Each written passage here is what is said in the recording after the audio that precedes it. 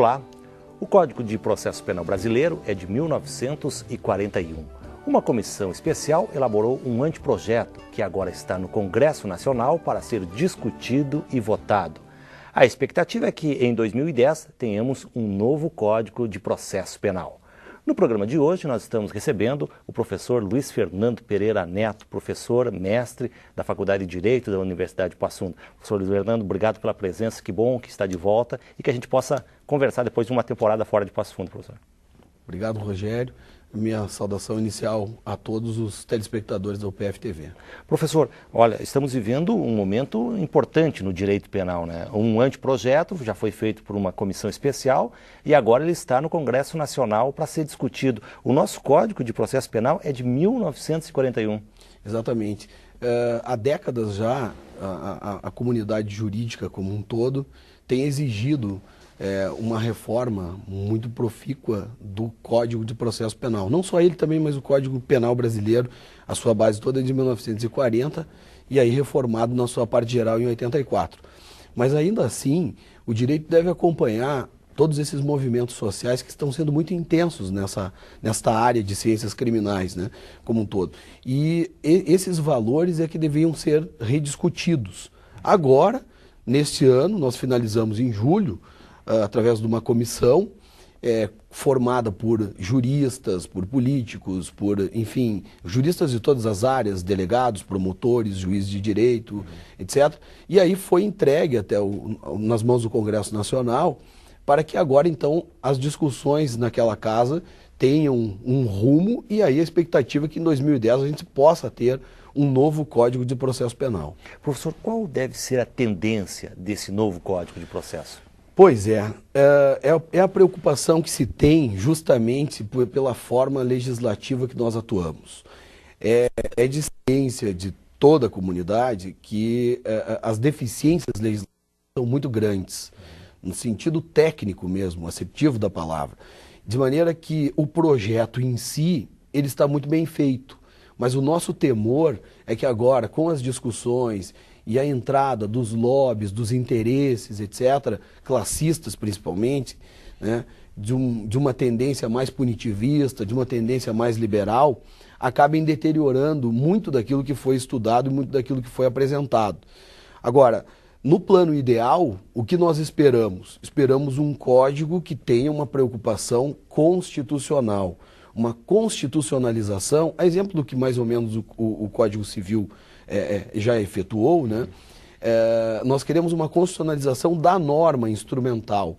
O direito penal, o direito material, a norma em si, ela incide sobre o tipo penal, sobre a conduta humana. Mas o instrumento que este direito penal será aplicado é justamente o Código de Processo Penal. E o Código de Processo Penal deve ser um instrumento de garantias do cidadão, né? Como eu costumo afirmar, o Código de Processo Penal, a rigor, é uma espécie de escudo do cidadão.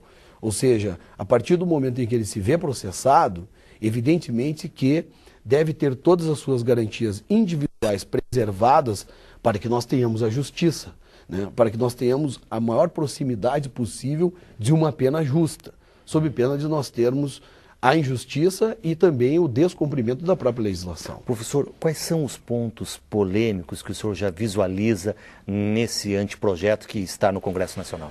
Muitos. Com destaque principalmente ao reconhecimento de um juiz de garantias, que seria um juiz que de fato está comprometido com essa visualização constitucional, sendo um guardião efetivo destas garantias individuais, então não permitindo mais aquele ranço inquisitivo que nós temos muito ainda no código que está em vigor, né? Por ser um código da década de 40 e nunca é demais lembrar ao telespectador que a década de 40 ela foi forjada em cima de modelos ditatoriais, Hitler na Alemanha, Mussolini na Itália, o Japão dos imperadores, etc., e Getúlio aqui no Brasil, com aquele flerte entre as conquistas sociais e ainda a proximidade né, com o próprio modelo nazista ou nacional-socialista, quando ele entrega a Olga, Olga Benário, né? Olga Benário, esposa de Prestes, como um verdadeiro presente aos nazistas, quer dizer, então, dentro disso tudo, nós temos um juiz ainda muito preso a este comando inquisitivo, inquisitório, né? Um juiz que, na verdade, é um juiz perseguidor, é um juiz que acaba tendo vitimada a sua imparcialidade. E tudo que nós queremos é um juiz criminal imparcial. Agora, para que tenhamos um juiz imparcial, nós teremos que ter partes atuantes. Eu não gosto da figura em processo penal, é bom que se diga, em outras áreas eu acho que não há problema, mas em processo penal, da figura da imparcialidade para o Ministério Público.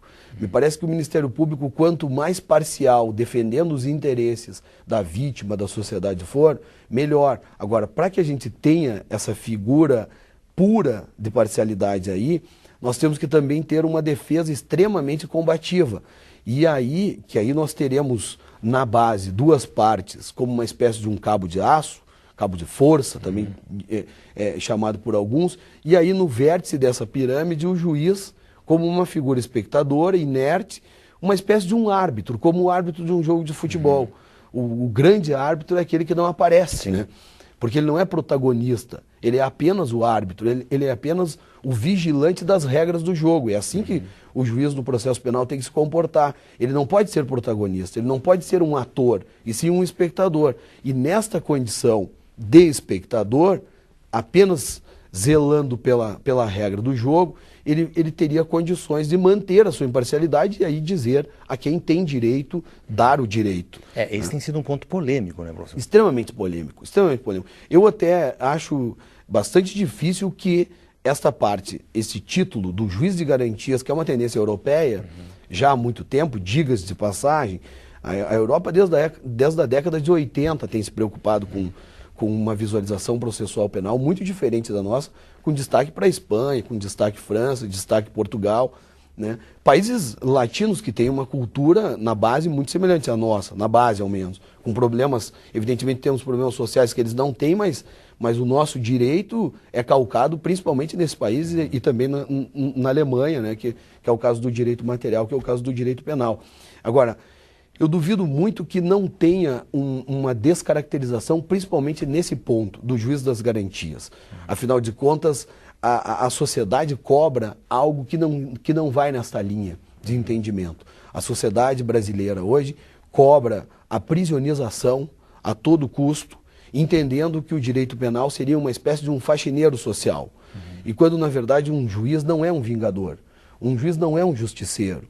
O poder judiciário como um todo, do qual nós todos fazemos parte, direta ou indiretamente, na condição de parte mesmo, acusador, defensor, né, deve imprimar sempre, evidentemente, por essa busca da justiça. Mas não podemos esquecer que a justiça é apenas uma peça de toda essa engrenagem.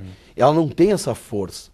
O direito penal não tem a força de combater a criminalidade como muitos, de uma maneira que me parece até um tanto ingênua e romântica, defendem que teria. Não vai se pensar que com um novo Código de Processo Penal vai diminuir a criminalidade. Não, de forma nenhuma. Aliás, esse Código novo de Processo Penal, que nós estamos esperando, dentro de um projeto que me parece bastante coerente, aliás, nós teremos aqui conosco, em Passo Fundo, em novembro, um relator, o professor Eugênio Pacelli de Oliveira, procurador da República, atuando hoje no Distrito Federal e um grande autor de processo penal, estará conosco no nosso 6º Encontro Gaúcho de Ciências Criminais, e ele mesmo, junto com Jacinto Coutinho e outros tantos que fizeram parte da comissão, mesmo que não tenham tido o tempo adequado de maturação de todas essas ideias, a meu ver, conceberam um projeto muito bom, dentro das condições que tiveram, né? Mas, como eu disse, agora, o que nós teremos mesmo de fato em 2010 demonstra justamente aquilo que aconteceu no ano passado, em 2008. Nós tivemos uma espécie de uma mini-reforma, vamos chamar assim, né? Uma mini-reforma porque acabou afetando vários artigos do Código de Processo Penal brasileiro, né? Mas uma reforma pontual, em cima de determinados artigos. E isto acabou tornando o Código, no passar do tempo, 2008 só foi mais um capítulo dessa história, numa espécie de uma colcha de retalhos, que acaba não fechando, como diz Paulo Rangel, que já foi entrevistado aqui nesse programa. O Rangel, nas suas obras, diz que fica uma espécie de um Frankenstein, porque é um corpo de 1940 e uma cabeça, quem sabe, de 1988, que seria a Constituição, ou até mesmo depois dela. Então, de fato, nós temos que ter um novo código, mas, quiçá, sejamos abençoados e os nossos mandatários, os deputados federais principalmente, os senadores e depois, então, o presidente da República, tenham o cuidado de não desconfigurar todo esse trabalho feito cientificamente até aqui. E a expectativa é justamente o Congresso Nacional aprovar, né, professor? Porque a gente sabe que o Congresso é lento, né? Lentíssimo, né? Exatamente, principalmente em tratando de matérias polêmicas como estas, né? Nós sabemos que a violência urbana é um problema que afeta a toda a sociedade, o interesse midiático é muito grande em cima disso, né? Essa sociedade que nós vivemos hoje é uma sociedade de risco, é uma sociedade de insegurança, é uma sociedade pautada pelo medo, justamente porque essas novas tecnologias que nos dão tanto conforto também nos causam uma série de outros problemas, né? Quer dizer, então, por um lado, quando o Congresso toca nessas questões que são mais, de fato, contraditórias e incitam mais o debate popular, a tendência é que haja uma certa cautela. E aí este atraso que tu te refere, provavelmente ainda seja muito maior, né? Porque sabemos bem que a questão da violência ela é muito delicada para o político, justamente porque aquilo, se for mal manipulado, e a palavra é manipulado mesmo, de fato, vai lhe gerar dividendos eleitorais muito expressivos no sentido de prejuízo. Ou seja, ou você tem dividendos com uma resposta simbólica, que é isso que o direito penal tem feito, ou então você tem prejuízos muito sérios por não ter manipulado da maneira que então pensou que deveria ser feito, o que é equivocado, porque aí acaba abalando toda a estrutura. E por isso que a gente vê aquele discurso de que essa lei não pega, né? Não pega porque ela já não tem condições mínimas de aplicabilidade na prática, e aí acaba não se aplicando determinada lei. É isso que tem acontecido porque a reforma de 2008, ela atacou um determinado ponto do Código e aí faz remissão a artigos que nem existem mais. Claro. Professor, há uma questão que a gente tem assistido aí, que é o sistema prisional e decisões de juízes que estão, na verdade, não mandam para a cadeia porque não tem onde colocar, né? Não tem. Esse é um dos pontos polêmicos que a gente conversa logo depois do intervalo com o professor Luiz Fernando Pereira Neto, da Faculdade de Direito da UPF. Voltamos em seguida.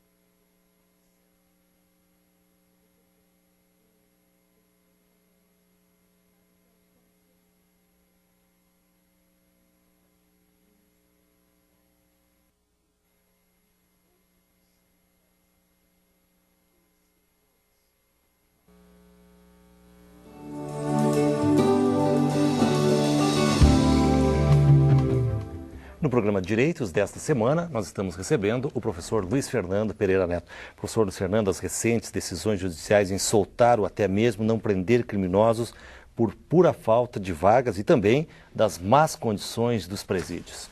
É um tema interessantíssimo dentro dessa nossa sociedade, porque vai de encontro àquilo que dizíamos ainda no primeiro bloco.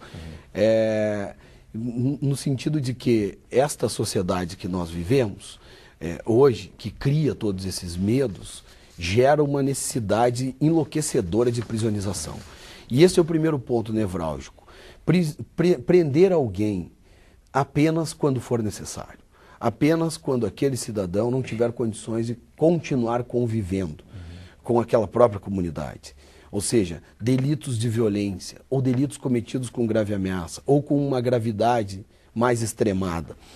Porque a garantia constitucional é que nós tenhamos o estado de inocência a nosso favor, no artigo 5º, inciso 57, que determina que alguém possa ser culpado apenas depois da sentença definitiva, transitada em julgado, e não antes disso. Então, me parece, Rogério, que o primeiro ponto é que nós banalizamos demais as prisões cautelares. Sejam elas prisões em flagrante, que é o caso onde se prende e se esquece do preso, coisa que não acontece em outros modelos processuais do mundo, principalmente na Europa, quando o juiz é obrigado a rever essa prisão em flagrante e se não há condições de mantê-lo preso, ou melhor, necessidade, se solta imediatamente. Aí tem mais a figura da prisão temporária, que nós utilizamos muito no Brasil, prendemos para investigar, e ainda a estrela de todas elas, a mais utilizada, que é a prisão preventiva. Então, não que se nós pensarmos em prender menos, nesse caso, prisões processuais, cautelares, nós resolveremos todo o problema de superlotação carcerária. Mas é uma medida, uma delas, que pode ser tomada, que, aliás, foi recomendado pelo Conselho Nacional de Justiça há pouco tempo atrás, como uma recomendação a todos os estados para que façam mutirões nesse sentido. Verifique-se a abertura do máximo de número de vagas possíveis. Agora, um problema como esse, que é complexo, não admite soluções simplistas, evidente. Então, seria um conjunto de ações que tem que ser tomadas. E essa ação é apenas uma delas. Por outro lado, estas decisões que têm aparecido na mídia nos últimos dias, principalmente em virtude de uma decisão do juiz Paulo Irion, lá de Canoas, em maio ainda desse ano de 2009, em que determinou a soltura por falta de condições. Depois tivemos a 5ª Câmara determinando a soltura, melhor, não a soltura, mas a substituição pela prisão domiciliar, né, por falta de condições novamente. E agora a VEC, a Vara de Execuções Criminais de Porto Alegre, recentemente decidiu em mandar e substituir mais uma vez pela domiciliar aqueles que estavam no aberto, porque não havia mais vagas para aqueles que estavam com progressão de regime, então poder cumprir. E ainda agora, depois dessas 3 decisões bastante enigmáticas, o juiz de Gramado, Ciro Puperi, um juiz muito experiente, com 19 anos de magistratura, em um fato em que o sujeito embriagado furtou um veículo, atropelou duas meninas e ainda no final bateu esse veículo e invadiu a residência. Caso típico de prisão em flagrante, e talvez até mesmo uma preventiva na sequência, mas aí deveria ser examinado. Mas o juiz de Gramado entendeu, olha, eu não tenho onde colocar esse sujeito. Gramado não tem presídio. Nenhum dos presídios da Serra recebe esses presos, nem tampouco Porto Alegre. Todos estão superlotados. Hoje nós temos 18 mil presos no Rio Grande do Sul, para arredondar os números, e 11 mil vagas faltantes, com um déficit de 11 mil vagas. Na verdade, é quase que um novo sistema que deve ser construído em um estado com todas as dificuldades financeiras que nós sabemos que passa. Então, defender apenas a abertura de vagas é muito pouco, é ingênuo demais, é simplista e sofista, a meu ver, né? Vende uma imagem à comunidade que é inalcançável. Há que sim se preocupar com políticas alternativas. E aí, professor, o debate ele é realmente bastante profundo, porque, de um lado, direitos humanos, de outro lado, uma sensação de impunidade. Perfeito, perfeito. Evidentemente, esse ponto também é extraordinário, porque, veja só, a sociedade tem toda a legitimidade de cobrar uma punição, até porque essa mesma sociedade é contribuinte. Né? Essa sociedade paga impostos, ela não pode ficar à mercê de uma desordem social, né? De uma desvinculação da paz social. Por outro lado, o cidadão que comete um crime também está nessa condição, porque ele também é contribuinte no mais das vezes e também paga seus impostos. Então, se um cidadão deveria ter condições de ser bem atendido num sistema de saúde, também quando comete um crime deveria ter dignidade, ou seja, É legítimo que lhe retiremos a liberdade, mas não é legítimo que lhe retiremos a dignidade. E aí, esse mesmo cidadão que nós exigimos, esta sociedade exige que cumpra a lei, o Estado não cumpre a lei com ele. Basta que a gente lembre aquilo que está disposto na Lei de Execução Penal, a nossa LEP, né, onde determina que as celas sejam individuais, tenham condições sanitárias e de alimentação dentro do próprio sistema, que não retire a dignidade. Hoje nós temos esta superlotação que me referi há pouco, que evidentemente quase coloca duas pessoas onde deveria ter apenas uma. Inclusive há presídios, como no caso o Presídio Central de Porto Alegre, que tem muito mais do que isso. São números gerais, aproximados, né? Então, ou seja, o Estado que cobra o cumprimento da lei não cumpre a sua parte, não cumpre a própria lei.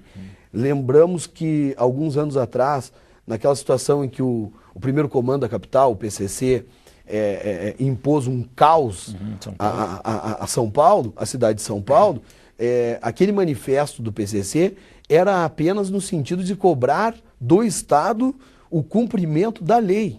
Parece uma loucura isso, né? Mas o preso cobrando que o Estado apenas cumpra aquilo que ele mesmo elegeu enquanto norma penal. Então, estamos cobrando algo que nem o próprio Estado está cumprindo. Evidentemente que essas decisões judiciais têm um cunho político, têm um cunho de chamar, e aí é o que eu vejo a grande importância disso tudo, tem um cunho de chamar a sociedade, essa sociedade que escolhe os seus mandatários, para que ela eleja as suas prioridades, né? Se nós queremos ter esta paz social e queremos ter a busca pela justiça, evidentemente nós vamos ter que mudar os nossos valores, sob pena de nós estarmos tratando seres humanos, e aí entram os direitos humanos, como animais ferozes, que vão apenas reproduzir esta violência e fatalmente sairão de lá ainda mais violentos, tornando isso uma bola de neve e sem resultados alcançáveis em pouco tempo. Professor, como é que o senhor vê essa questão dos crimes midiáticos, né? A influência, alguns crimes viram verdadeiros shows na mídia. Sem dúvida. Nós tornamos uma espécie de reality shows mesmo. É um tema também interessantíssimo de ser tratado, porque muitos autores da comunicação falam muito bem sobre isso. Inácio Ramonet, que é um jornalista do Le Monde da França, enfim, o nosso inigualável Humberto Eco, dentre outros tantos, tratam dessa matéria a partir do viés da própria comunicação. E isso acaba fechando com aquilo que a gente pensa em termos de processo penal. O fato é que a violência urbana vende muito, justamente nessa estrutura de que todos nós estamos acuados, cada vez mais trancados dentro de casa, né? Nos equipando com alarmes, enfim, com segurança privada, etc., com medo dessa violência que está nas ruas, e por conta disso se torna um grande negócio. E a partir do momento que se torna um grande negócio, nós banalizamos todo esse tratamento. Prendemos aqueles que talvez não necessitassem ser presos, soltamos aqueles que talvez necessitassem estar presos, né? Violamos aquela garantia individual, constitucional, que é o estado de inocência, e de maneira que nós alimentamos cada vez mais a necessidade de priorização.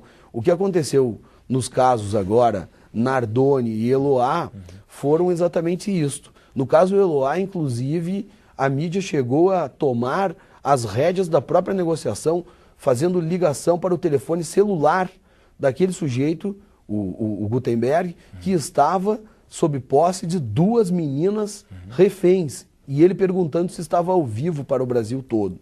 Quer dizer, evidentemente que nós sabemos que há toda uma técnica de negociação numa situação conflitante como essa de sequestro, e nós não podemos usurpar desta liberdade. Não estou aqui, evidentemente, defendendo qualquer tipo de censura.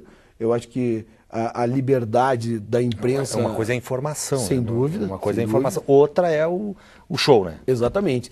E as lições estão aí já há muito tempo, né? Como, por exemplo, o caso da escola base, que acabou hoje sendo um elemento, inclusive, de estudo para os nossos jornalistas, né? No sentido de acreditar em fontes que não tinham toda esta credibilidade e, portanto, cometer-se verdadeiras violências à imagem. Aliás, imagem essa irreparável. Nós comparamos com uma espécie de um vaso de cerâmica, uma cerâmica chinesa, quando quebra, né? Você pode até gastar vários tubos de cola e tentar reconstituí-lo, mas nunca, jamais será o mesmo vaso. Ele sempre terá todos aqueles arranhões e aquelas fagulhas deixadas por aquele acidente que lhe foi imposto, né? Então a imagem de alguém é exatamente nesse contexto. Nós temos que pensar muito bem, porque a antecipação da prisão não nos dá garantia de punição. Deixar alguém preso 1, 2, 3 meses não significa certeza da punição. E aí um grande problema, porque o nosso sistema hoje está atarrancado, ou seja, está muito travado por conta dessas dificuldades orçamentárias que nós temos. E aí acaba gerando esse descrédito perante a comunidade, porque eu vejo como, por exemplo, um grande item fomentador de impunidade é a própria prescrição, né? Dentro do próprio processo penal. Deixamos, ou melhor, não processamos no tempo hábil, e diga-se de passagem também uma garantia constitucional que todo cidadão seja processado em prazo razoável. Foi o último inciso que nós adicionamos ao artigo 5º, lá no inciso 78. Né? Todos nós temos um prazo razoável como garantia para ser julgados. Não somos julgados, evidentemente que uma causa extintiva de punibilidade vai se operar aqui, nesse caso, a prescrição. E aí como é que eu justifico a uma comunidade que eu deixei de processar alguém, demorei mais uma década para se chegar até a elucidação final com o julgamento, e agora o sujeito está saindo livre, né? Esse tipo de situação que nós temos que pensar, porque tudo passa também por uma vontade política de dotação orçamentária, e isso passa pelas escolhas daquilo que é prioridade. Com certeza. Olha, professor Fernando, é só essa questão que a gente entrou agora da impunidade, rende um outro programa que certamente nós vamos fazer. Mas acabamos chegando ao final do programa de hoje. Quero agradecer a sua presença aqui, trazendo esses esclarecimentos e contribuindo para que o nosso telespectador da UPF TV possa ter esse acompanhamento. Eu que agradeço a oportunidade, sempre à disposição para estar tratando desses importantes temas na área do direito penal. No programa dessa semana, nós conversamos com o professor Luiz Fernando Pereira Neto, professor mestre de Ciências Criminais da Faculdade de Direito da Universidade de Passo Fundo. Na próxima semana, nós vamos estar de volta aqui na UPF TV. Obrigado também pela sua audiência. Até lá!